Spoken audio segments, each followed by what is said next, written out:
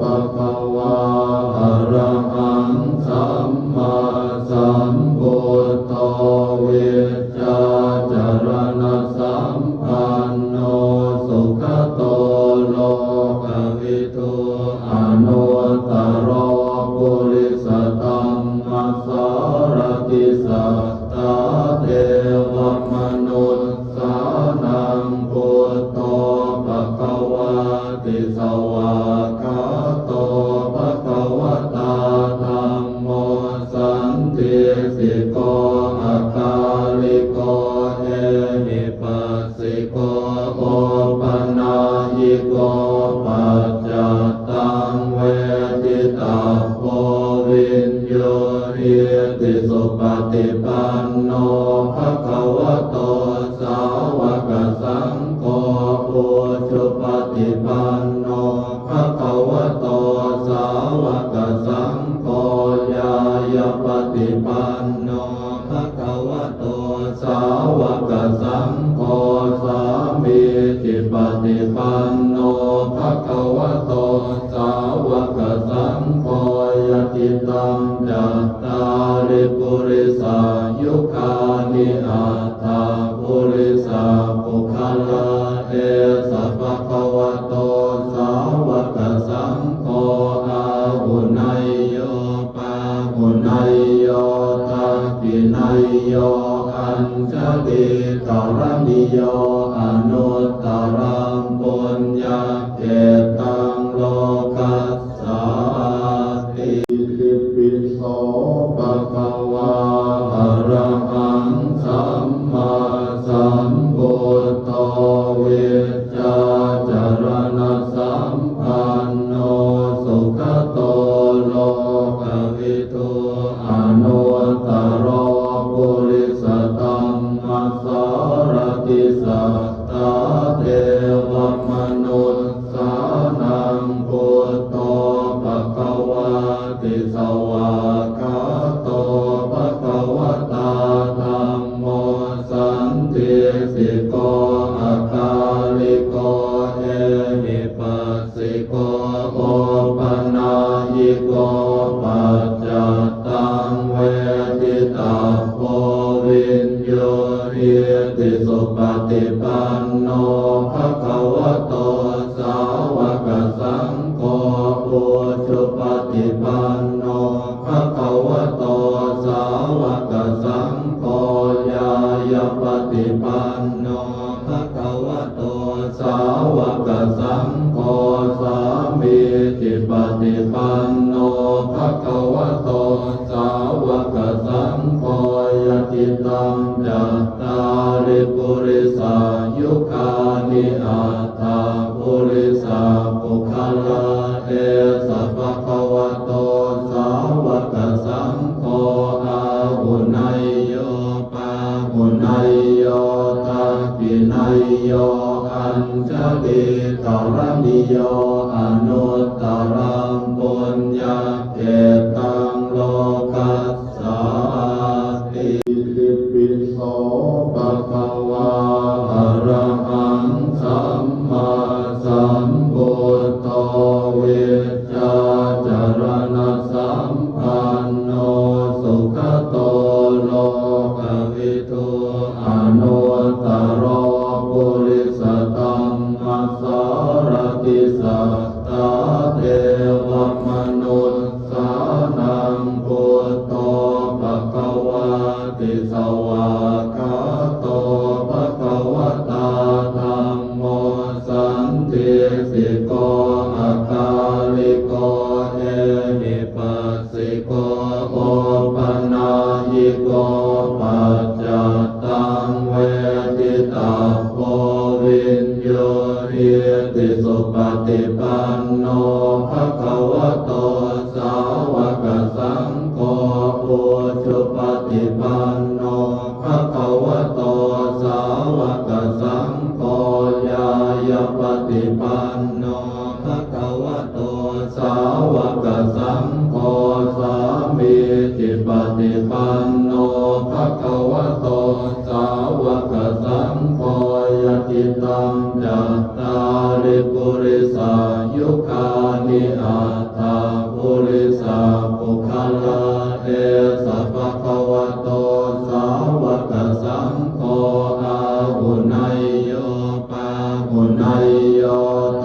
ปินัยโยอัญชลิกรณิโยอนุตตรังปุญญเขตังโลกัสสาติอิติปิโสภะคะวะอะระหังสัมมาสัมพุทโธวิชชาจารณสัมปันโนสุขโตโลกวิทูอนุตตรปุริสธัมมัสสารติสัตตาเทวมนุษย์สานังพุทโธภควาติสวากขาโตภควตาธัมโมสันติสิโกอาคาลิโกเอหิปัสสิโกโอปนายิโกปัจจตังเวทิตาโพวินโยเหียติสุปฏิปันโนภะคะวะโตสาวกสังโฆ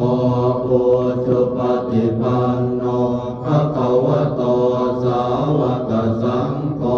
ญาญาปฏิปันโนภะคะวะโตสาวกสังโฆสามีจิปฏิปันโนภะคะวะโตสาวกสังโฆยติตังจัตตาริปุริสายุคานิอัตถาปุริสาปุคลาเอสัพพะวะโตสาวกสังโฆอาหุนัยโยปาหุนัยโยทักขินัยโยอัญชลิกรณิโย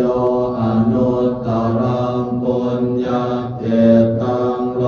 กัสสาติอิติปิโสภะคะวะอะระหังสัมมาสัมพุทโธวิชชาจารณสัมปันโน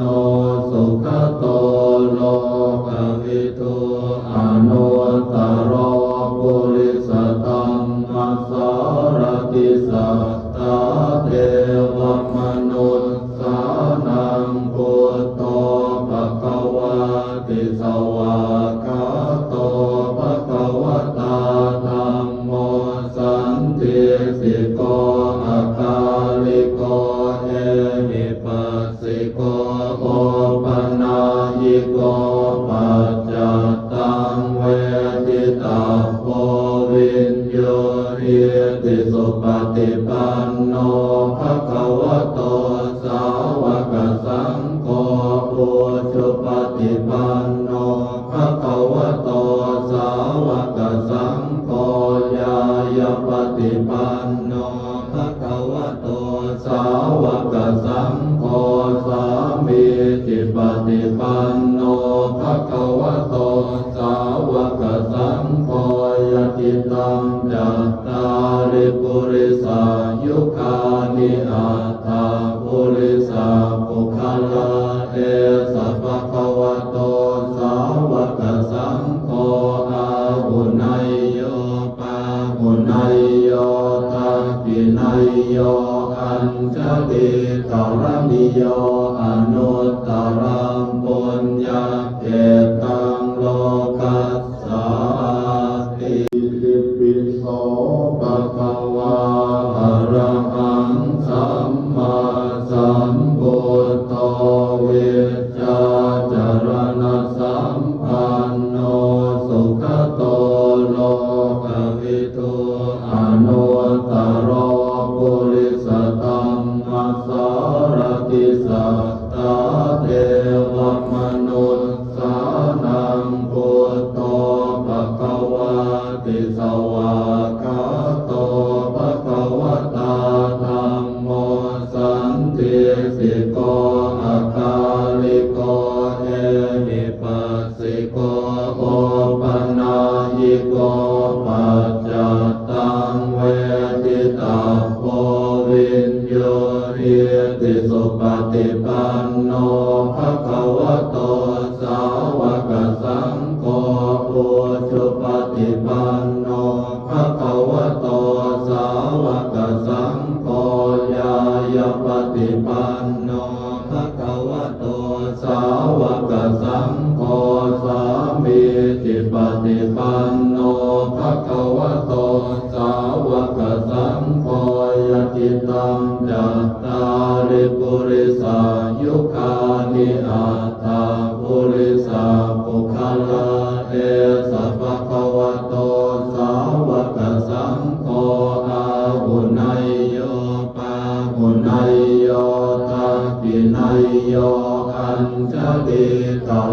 โยอนุตตรังปุญญเขตังโลกัสสาติอิปิโสภะคะวาอะระหังสัมมาสัมพุทโธวิชชาจารณสัมปันโนสุขโตโลกวิทูอนุตตรปุริสธัมมัสสารติสัตตาเทวมนุสสานังพุทโธภควาติสวากขาโตภควตาธัมโมสันติสิโกอาคาลิโกเอหิปัสสิโกโอปนายิโกปัจจตังเวทิตาโพวินโย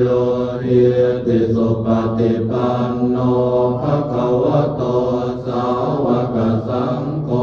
ปุถุปฏิปันโนภะคะวะโตสาวกสังโฆญาญาปฏิปันโนภะคะวะโตสาวกสังโฆสามีจิปฏิปันโนภะคะวะโตสาวกสังโฆยติตังจัตตาริปุริสายุคานิอัตถาปุริสาปุคลาเอสัพพะคะวะโตสาวกสังโฆอาหุนัยโยปาหุนัยโยทักขินัยโยอัญชลิกรณิโยอนุตตรังปุญญเขตังโลกัสสาติอิปิโสภะคะวาอะระหังสัมมาสัมพุทโธวิชชาจารณสัมปันโนสุขโตโลกวิทูอนุตตรปุริสธัมมัสสารติสัตตาเทวมนุสสานังพุทโธภควาติสวากขาโตภควตาธัมโมสันติสิโกอาคาลิโกเอหิปัสสิโกโอปนายิโกปัจจตังเวทิตาโพวินโยเหียติสุปฏิปันโนภะคะวะโตสาวกสังโฆปุถุปฏิปันโนภะคะวะโตสาวกสังโฆญาญาปฏิปันโนภะคะวะโตสาวกสังโฆสามีจิปฏิปันโนภะคะวะโตสาวกสังโฆยติตังจัตตาริปุริสายุคานิอัตถาปุริสาปุคลาเอสัพพะคะวะโตสาวกสังโฆอาหุนัยโยปาหุนัยโยทักขินัยโยอัญชลิกรณิโยอนุตตรังปุญญเขตังโลกัสสาติอิปิโสภะคะวาอะระหังสัมมาสัมพุทโธวิชชาจารณสัมปันโนสุขโตโลกวิทูอนุตตรปุริสธัมมัสสารติสัตตาเทวมนุสสานังพุทโธภควาติสวากขาโตภควตาธัมโมสันติสิโกอาคาลิโกเอหิปัสสิโกโอปนายิโกปัจจตังเวทิตาโพวินโยเหียติสุปฏิปันโนภะคะวะโตสาวกสังโฆปุถุปฏิปันโนภะคะวะโตสาวกสังโฆญาญาปฏิปันโนภะคะวะโตสาวกสังโฆสามีจิปฏิปันโน